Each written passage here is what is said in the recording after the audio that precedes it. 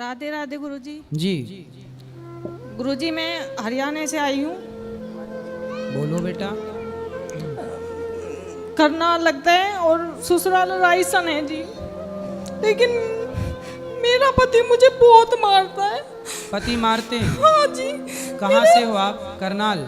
हाँ जी, जिला करनाल, गांव रायसन। और रायसन? मुझे पी के बहुत मारता है। और मेरे 2 लड़के हैं जो वहीं पे रह गए। तो आप यहाँ आ गए? हाँ जी। मैं तो उनको बताए कि आप यहाँ आ रहे हैं? नहीं, वो सबको पता है मैं कहाँ हूँ। लेकिन वो मुझे कह रहा है कि अब अगर तू अब गई तेरी गिट्टी में बुड़का मार के तुझे जान से मारूंगा। जब मैं वहां से भागी थी, जड्डों के दिन थे। तो किस बात के लिए मारते हैं वो? क्यों? दारू पी के मारता है जी। मैं उसे रोकती हूँ कि दारू मत पीकर कुछ खाने पीने की चीज लेकर जिससे मैं भी खाऊं और मेरे बच्चे भी खाएं। लेकिन वो ये बात नहीं समझता। बस मुझे रात को 2 बजे के बाद मुझे बहुत मारता है।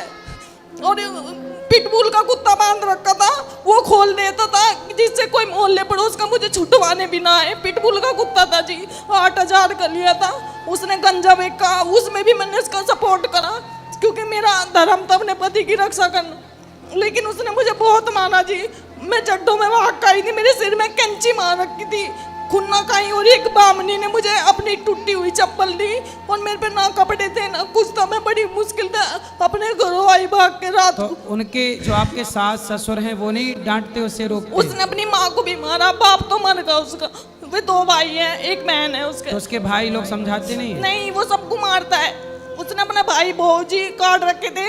वो वहाँ पे पृथ्वीराज चौहान की मूर्ति के नीचे किराए पे रह रहा है।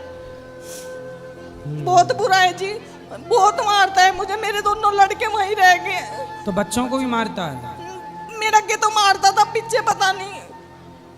बहुत बुरा है, तो इतना आपके मारता बच्चे है। कितने बड़े हैं? एक 8 साल का होगा, एक 6 साल का। उसका नाम हनी और सहजप्रीत है। तो आप छोटे छोटे बच्चों को छोड़ के आ गए हैं? अब गुरुजी मैं क्या करती, जब मेरे सिर में कैंची बाढ़ रखकर पीछे से वो पत्थर टैल का काम करता है और ग्राइंडर मशीन लियो फिर रहा था, कह रहा कि तेरे टुकड़े करूंगा। और कच्ची लैटरिन थी, कह रहा इसमें दाब दूंगा और कह दूंगा किसी की गैल भाग गई। अब बताओ मैं क्या करती रात को। तो आपके माँ बाप को बताया आपने? मेरे पापा थे सपोर्ट में, लेकिन वे भी रक्षाबंधन वाले दिन मर गए। मम्मी सपोर्ट नहीं करती, भाई भी सुनते नहीं मेरी। भाई सपोर्ट नहीं करते? नहीं जी। 1 साल होगा उनके पास आए हुए मुझे हरियाणा से। बताओ मैं आपकी क्या सेवा करूं? गुरुजी बस वीडियो के माध्यम से यही कह रही कि जो मेरी वो वीडियो देख के ऐसा उसे करना नहीं चाहिए। पहले तो उन्होंने झोली पला के मांगा था मुझे, कह रहे 50 गज का प्लाट देंगे, ये देंगे। वहां जाके जो उन्होंने मुझे एक गुंटी और पंजेब चढ़ाई थी 12 तोले की, वो भी खोस ली। अब बताओ ऐसे किसी गरीब की लड़की को झोली पला के मांगे और फिर उसे बहुत मारे हैं। तो मतलब आपका विवाह जब हुआ तो पहले आपको मांगा उन्होंने? हाँ जी, घरों आए थे।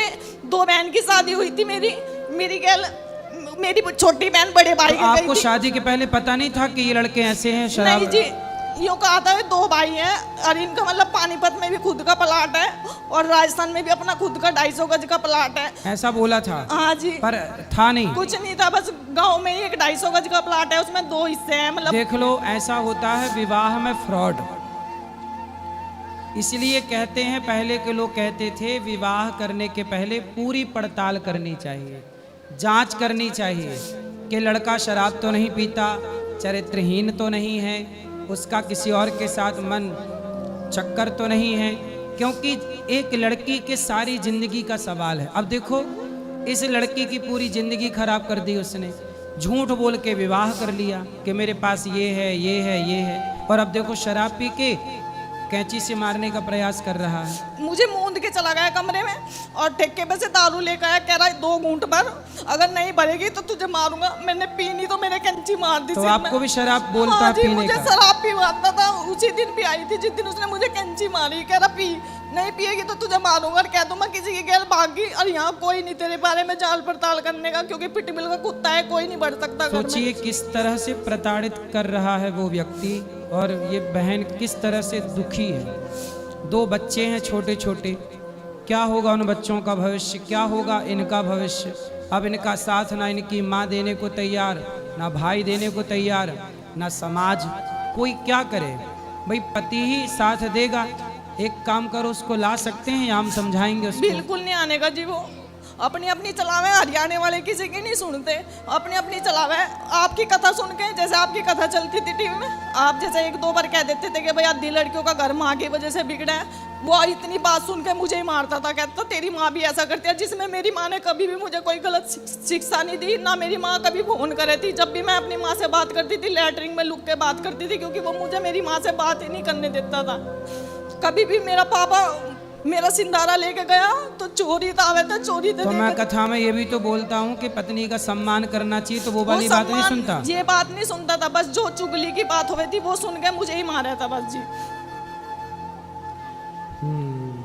तो बस भगवान से यही प्रार्थना है कि आप अच्छे से रहें। बस गुरुजी मुझे मेरे बच्चे चाहिए दो, तो वो तो मिल जाएंगे। वो देने का नहीं, उनके बिना मैं मच्छी की तरह तड़प रही।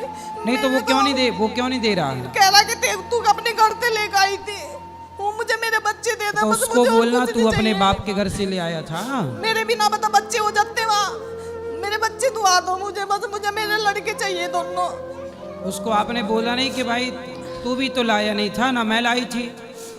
कह रहा कहीं नहीं मैं देने का, मेरे हैं ये, पर मुझे मेरे दोनों बच्चे चाहिए। तो आप ना उसको समझाओ, नहीं समझे तो फिर पुलिस की सहायता लो। वहाँ की पुलिस भी बेकार है जी। गांव का सरपंच है, संदीप सरपंच है, वो भी उसकी पावर में है, क्योंकि वो उनके कुनबे का ही सरपंच है, वो भी नहीं सुनता सर। पुलिस जैसे आती थी तो कह देता था इनका तो डेली का ड्रामा है, वो बाहर से बाहर ही पुलिस को भेज देता, वो भी नहीं सुनता। एक ही सरपंच बना संदीप, वो भी नहीं सुनता सर, बेकार सरपंच है वहाँ के। हमारे इधर के प्रधान तो भाग के सुनते हैं, उधर के सरपंच भी बेकार होते हैं सर। इस सरपंच का मैटर नहीं है ना ये, पुलिस आती थी वो सर बाहर से बाहर ही भगा देता था, कह देता था इनका तो कुत्ता बन रहा है पिटबुल का, तुम कहाँ जरबेने में फंस रहे हो, चले जाओ अपने, वो बाहर से बाहर ही भेज देता। तो पुलिस में भी आप थाने के ऊपर भी तो शिकायत कर सकते हैं, एसडीएम को करिए। करनाल जो बड़ा डीएसपी वो लगती है, उसमें भी गई मैं, वहाँ भी मेरी कोई सुनाई नहीं हुई जी। कह रहा है घर का मैटर है, अपना बैठ के सुलझा लो। 50 बार तो वो होगी पंचायत, हाथ जोड़ जोड़ के घर से भी लेके गया, और वहाँ गाँव में भी पंचायत हुई, लेकिन उसकी समझ में नहीं आया। वो 2 दिन तो शांत रहता था, तीसरे दिन पी के फिर मुझे मारता था। देखो शराब कितनी बुरी है, शराब का विरोध हम लोग करते हैं तो बॉलीवुड के लोग, कुछ न्यूज वाले हम लोगों को कहते हैं कि आप संतों का ही विरोध करने लगते हैं। जबकि सोचिए बॉलीवुड के लोग क्या कहते हैं कि शिव जी पे दूध क्यों चढ़ाते हो, गरीब में बांट दो। अब बॉलीवुड वालों से बोलो कि तुम्हारी शराब के चक्कर में ये बहन का घर बिगड़ गया, अब बताओ जो पैसा शराब में खर्च होता है वो गरीब में क्यों नहीं बांट दिया जाए, वो गरीबों में बांटा जाए।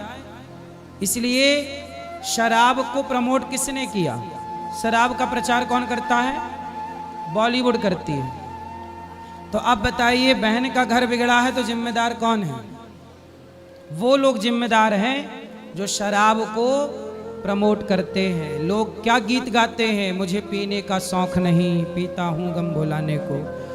अब आए वो लोग आगे और ये बहन का गम दूर करें। कैसे होता है ये गम दूर?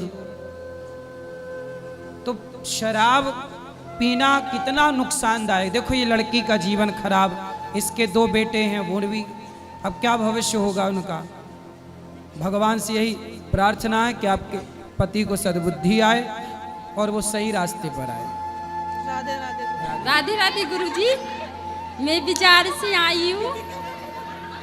गुरुजी मुझे दीक्षा चाहिए जी।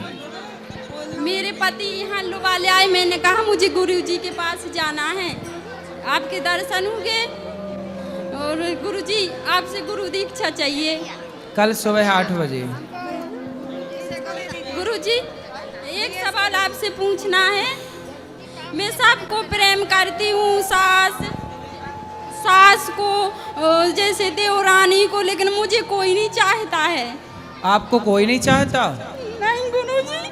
आपके पति भी नहीं चाहते आपको? चाहते हैं। तो बस पति चाहते हैं, और कौन चाहे आपको? अच्छा है आपको कोई नहीं चाहता, पति चाहते हैं, और पति चाहते रहें, बस हम यही चाहते हैं। गुरुजी कभी घर पर जाते हैं तो भी भगा देते हैं, मुझे कोई प्यार नहीं करता है। कौन भगा देता है? जैसे सास कभी इच्छा होती है कि घर पर जाऊं तो वो भगा देते हैं, इज्जत नहीं करते हैं। कोई बात नहीं, सास कहती थी कि ये तो पागल है। कोई बात नहीं, सास इज्जत नहीं करती, पति तो इज्जत करते हैं। पति बहुत चाहते हैं। फिर पति चाहते हैं तो और किसी के चाह की जरूरत ही नहीं है। चाह जी से लगी जी जरा हो गया, चाह पति से लगी जी हरा हो गया। चाह उनकी हमें हरदम चाहिए, और अगर वो चाहे हमें तो फिर क्या चाहिए।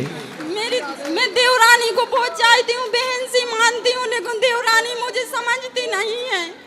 देवरानी आपको नहीं समझती? नहीं गुरुजी, कहती कि मैं सुनो, आप ही देवरानी को समझ लो कि ये नहीं चाहती, बात खत्म। बोलती है कि मैं तुमको झुकूंगी नहीं, मैं डरती नहीं हूँ तुमसे। अच्छा, पाँव नहीं पड़ती आपके? नहीं गुरुजी, कभी तो पड़ती है, नहीं तो इतनी झुकती नहीं है। मैं बहन से मानती हूँ, लेकिन सम्मान नहीं करती है मुझे, कुछ मानती नहीं है। कोई नहीं मुझे चाहता है ना सम्मान देता है। आप बिल्कुल ना देवरानी की फिक्र करो ना सास की, आपके पति बढ़िया हैं, इसलिए पति के साथ खुश रहो। देखो किसी के पति बुरे होते हैं। अच्छा ये बताओ, यहाँ ये बताओ कि आपकी सास अच्छी होती और आपकी देवरानी अच्छी होती और आपके पति बुरे होते तो फिर आपका ज़्यादा नुकसान था ना। लेकिन अभी यहाँ क्या हो रहा है कि सास बुरी है, देवरानी बुरी है, पर पति तो अच्छे हैं ना। और जब पति अच्छे हैं तो संसार की कोई परवाह मत करो, खुश रहो दोनों जन। मैं सबके पैर दबाती हूँ, ससुर सास के कभी जाती हूँ बहुत सम्मान, लेकिन सब मुझे पागल समझते हैं। ना देवरानी इज्जत करती, ना देवर इज्जत करता है, ना नंदन इज्जत करती है। सब चिल्ला चिल्ला के बात करते हैं मुझसे। तो आप क्यों जाती हो वहाँ? मैं सबके गुरुजी चाहती हूँ, लेकिन मुझे नहीं आप क्यों जाती हो? आप भगवान को चाहो ना, भगवान से मन लगाओ। जी गुरुजी। आप मत जाया करो। आवत ही हर से नहीं, नैनन नहीं स्नेह, तुलसी तहाँ न जाइए, कंचन बरसे मेघ। जहाँ सम्मान ना हो वहाँ कभी नहीं जाना चाहिए। गुरुजी, कभी इच्छा होती कि परिवार के साथ जाऊं तो वे रोती हैं, रो ससुर जी को बताती हूँ कि आपके माता पिता आपकी इज्जत करते हैं? हाँ जी, मेरे पिताजी बहुत चाहते हैं मुझे, टीचर है मेरे पिताजी। मेरे भाई बहुत चाहते हैं, मायके में बहुत अच्छे हैं मुझे। हाँ तो मायके जाया करो फिर मस्त, जहाँ सम्मान मिल रहा वहाँ जाओ।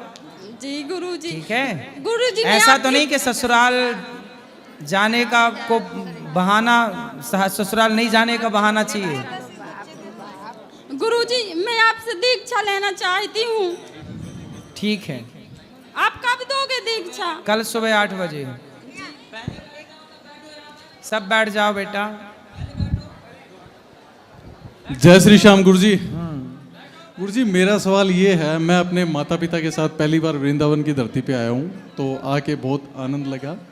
तो मैंने ये एहसास किया है कि जो पुराने कहते थे, जो यहाँ से जा के आ चुके हैं वृंदावन, वो कहते थे कि यहाँ प्रभु का किसी भी रूप में मिलान हो जाता है। तो ऐसा सत्य है? हाँ, मतलब ना जाने किस रूप में नारायण मिल जाएं, किसी भी रूप में? किसी भी रूप में मिल सकते हैं, इसलिए सबको भगवान का ही रूप समझना चाहिए। सब ईश्वर है।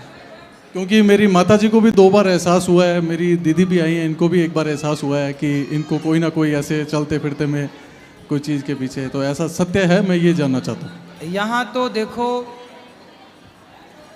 आगे आगे पीछे पीछे हरि फिरे। यहाँ तो भक्त जहाँ एक पग धरे तहाँ धरूँ मैं 60, आगे आगे भक्त चले कबहू न छोड़ूं साथ। तो भगवान तो अपने भक्त के आगे पीछे हैं, बस प्रेम हो तो टकरा जाए, नहीं है तो कोई बात नहीं। धन्यवाद गुरुजी।